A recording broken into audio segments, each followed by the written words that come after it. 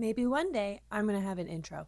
But for now, I'm Bailey. If you're watching this, you're probably my friend and I sent it to you. And if you're somebody that my friend sent it to like hate watch or cringe watch or make fun of, you're still helping with my views.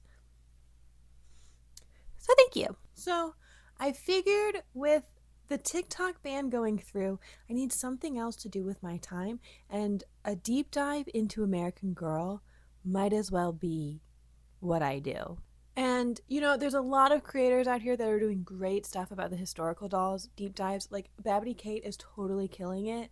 And I'm new to making longer form content. On TikTok, I make videos where I paint my nails and talk about TV. Maybe I'll bring that here. I don't know. I don't even have that big of a following. I just like doing it. So hopefully I can bring that energy here. But to get used to doing longer videos, I thought that the girls of the year would be a great place to start. And you know what? I don't even care if I sound ridiculous saying this. I have seen so many people dogging on Summer McKinney that I feel the need to defend her. And it's mostly because I know a girl that she reminds me of a girl I know in real life. For context, I teach dance. I don't just like hang out with kids. I teach dance, and there's this girl who is like the same age as Summer. She wears rainbow glasses like Summer. She's so much like her that I feel defensive of this doll. She's not even a real person, but okay, maybe she is basic, but I still think she's cute and I still think she's fun. So if you're looking at my doll and thinking that's definitely not Summer, you're right. This is Jennifer. I put her in Summer's outfit. She's going to help us out. She's my doll and I love her very much. So I'm guessing if you are my friend that I sent this to and you're watching this, you have cooler hobbies than I do, and you don't know a ton about American Girl. So Girl of the Year used to be released in January of every year, and then they pushed it back to December so that it could be a Christmas gift, and then they pushed it back even further. Summer was available in September. She's the girl of the fiscal year, but fine. I don't have it. I don't know. So Summer has blue eyes, long blonde hair, light skin, and the Nenea face mold. Again, my friends that I sent this to, the face molds refer to the doll that it was first used on.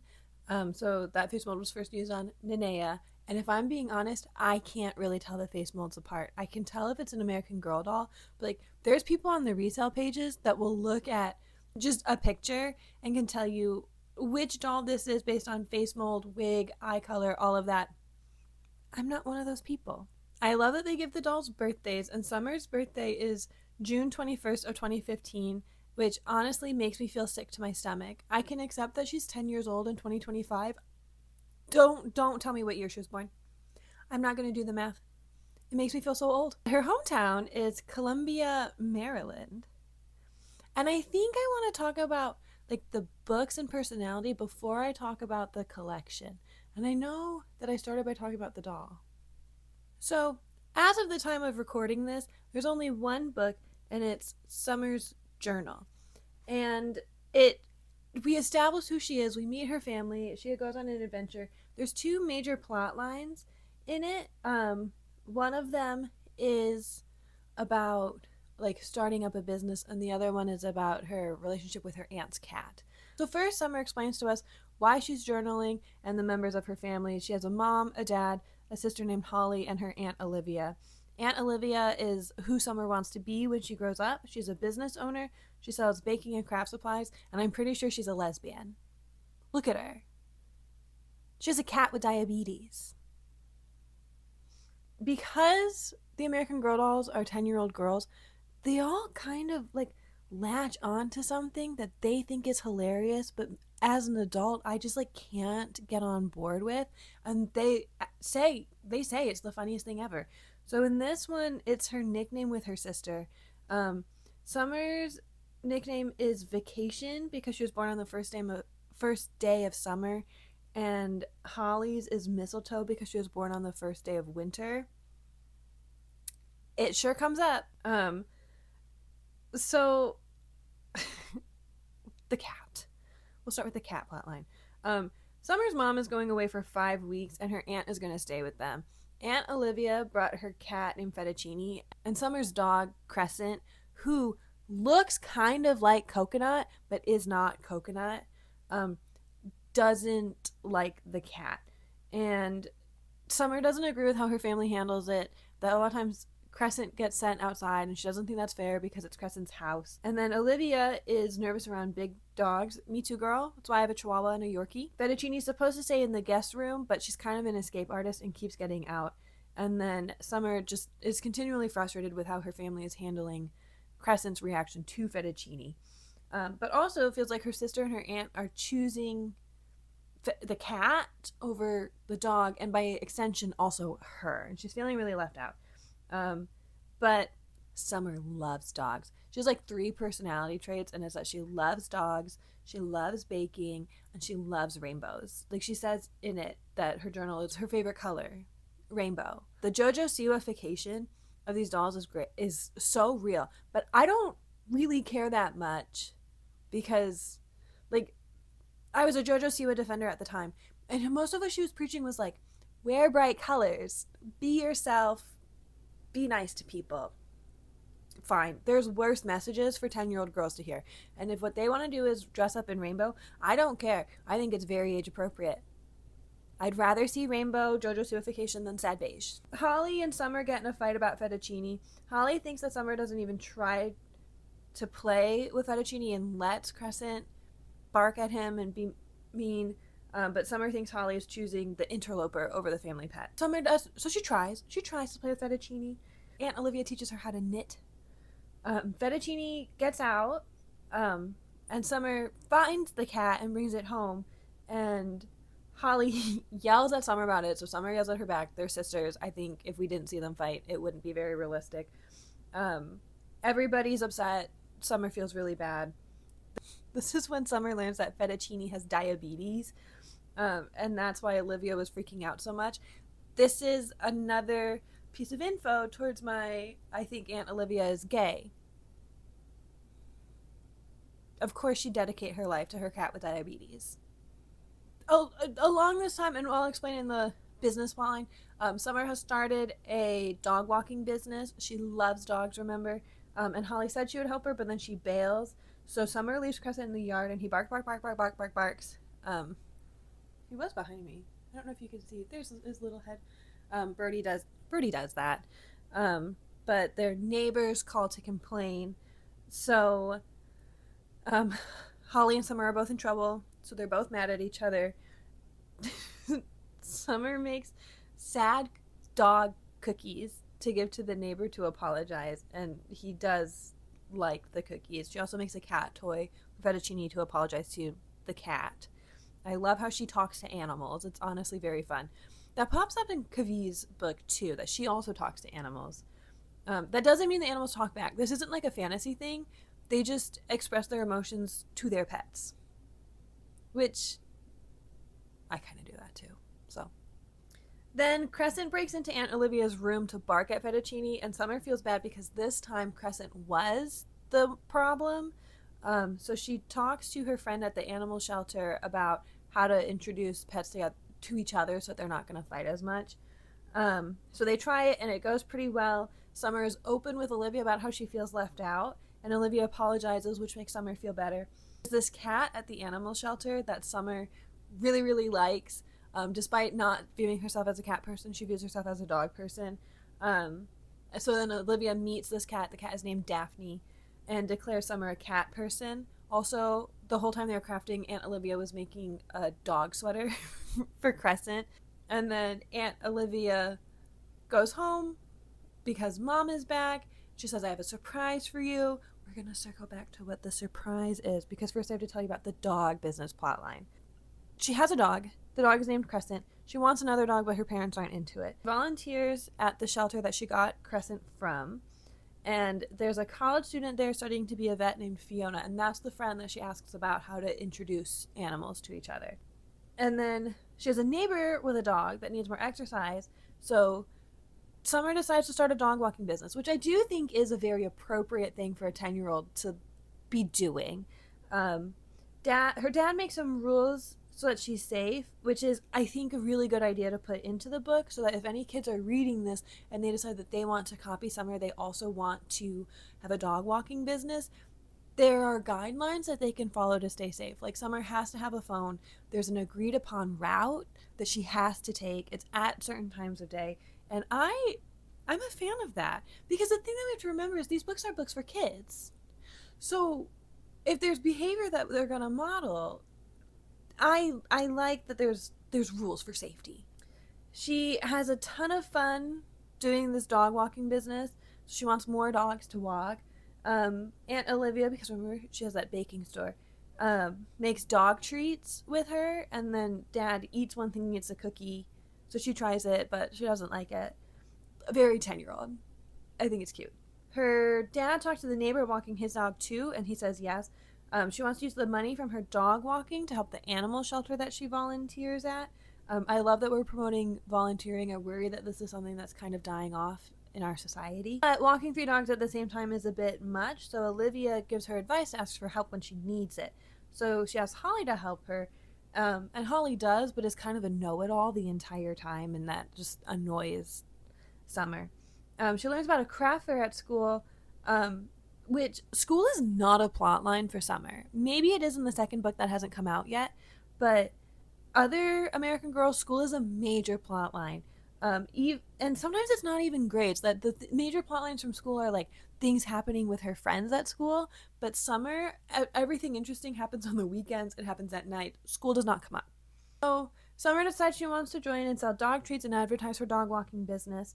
She names it Waggy Pup Tails, and that's she's wearing her little Waggy Pup Tails shirt. And Olivia helps her plan her business. Summer explains to the readers what a profit is. She has 2 dogs to walk. She doesn't expect Holly to help, but she does, and explains that she doesn't think Summer needs her help because she's better at dogs than Holly is. Aunt Olivia is helping Summer get ready for the fair and surprises her with this little cart, which is available at the American Girl store. Ollie helps her decorate it and this time listens to Summer instead of being a know-it-all about it. Her whole family helps her prep for the fair. They help her bake. She does most of the decorating. Holly surprises Summer with a t-shirt with her logo on it, which Holly had helped her design. Holly's the artist of the family. I know I didn't mention that earlier, but she's the artist of the family. Then we get to the craft fair, and Summer's pretty nervous about it, but she thinks it goes well. Fiona swings by and tells her that Daphne got adopted, and Summer's sad that she won't be seeing her anymore, but is glad that such a nice cat has a home to go home to. The judges say that Summer was very professional, and she wins Best Presentation and also $500, which she plans to donate to the shelter. And then apparently I stopped taking notes. And then she gets home, and the surprise was that Olivia adopted Daphne for Summer's family, and now they have a cat. So I'm guessing that's going to be a plotline in part 2. And the end credits, they always do this little bit at the end of the historical books have more historical info for you to follow up on, learn a little more, maybe do your own research. But then the Girls of the Year, they interview girls that are real and similar to the girls in our stories. And Summer's book has an interview with real girl entrepreneur Anna B. She plays soccer, swims, does crafts, and likes shopping, and she owns her own business. It's called Artsy Anna, and the 9-year-old entrepreneur participated in her first business fair in her home state of Wisconsin. So they ask her about her business. She decorates cups with stickers cut out on her Cricut, and I think it's fine, but there's one question and answer that just makes me so sad. Is there something special you want to buy with the money you make? Some more sticker colors for my Cricut, and some canvas for painting, and skincare products. She's 9. Why does she need skincare? And I know this is part of that bigger trend that I could talk forever about young girls wanting skincare, but you're 9. Age appropriate. I'd rather they dress in rainbows than wear sad beige and want skincare. I remember being obsessed with lip smackers because it tasted good, and I know times change, but it just makes me sad that what she wants is skincare. Maybe that could be a video for another day. So at the very end of the book, there's bios for the author, Claire Hutton, the illustrators, oh god, I'm not sure how to say his name, Mikey Plensky and Allison Steinfeld, and then there's always advisors to make sure that things are explained well, represented well. So the advisors for this one are Katie Flory and Janier Garis. Okay, do we want to talk about Summer's collection? Every doll comes in their meet outfit, which is more normal to read than it is to say. This is not Lady Gaga. It's just the outfit they arrive in. And then there's also accessories that go with the outfit that are purchased separately. So remember, Summer's favorite color is rainbow. The meet outfit, there's a rainbow dress, rainbow sandals, pink glasses, and then every doll comes with underwear and then bracelets. And as an adult, sometimes I think it's weird that the dolls have underwear. But as a kid, I wore underwear, so my doll had to wear underwear. Like I was like it was a good thing it was included because I was a little bit obsessive about it. And then the accessories, there's a purse that looks like her dog, a headband, a drink cup. I can't tell if it's a dog toy or a treat, and then more bracelets. And let me see if you can. Yeah, I really can't judge her for having a purse of her dog because I have a pillow of mine. And then other outfits, she has her Stars and Snuggles PJs. There's always pajamas. It's a rainbow onesie with ears, slippers. You can buy it for your child. And then the accessories, there's a sleeping bag and a rainbow dog plushie. I have Jennifer in the Waggy Pup Tails outfit. So you have a rainbow jacket, a dog shirt, a purple skirt, and rainbow shoes, and then pink socks. I think this outfit is really cute. My favorite part is she has these little heart-shaped pockets. Let me try to show it to you. Heart-shaped pocket. The bake sale outfit, which has a purple cupcake shirt, a pink skirt, pink shoes, and a teal headband. She has a ton of accessories. So you can buy Crescent, and he comes with his rainbow jacket, a rainbow leash, a collar, and poop bags. Very funny. And then accessories are a pink bed, a purple brush, food bowl, water bowl, purple toy. You can get fettuccine, a white cat with a rainbow collar and rainbow bow and cat carrier. And then there's a whole set for like the baking stuff. An American Girl is really good at fake food, but especially baked goods. So you have all the things that you need to make dog treats, and then also the dog treats. And then you can also get the treat cart, which comes with all the fixings so that you can play business.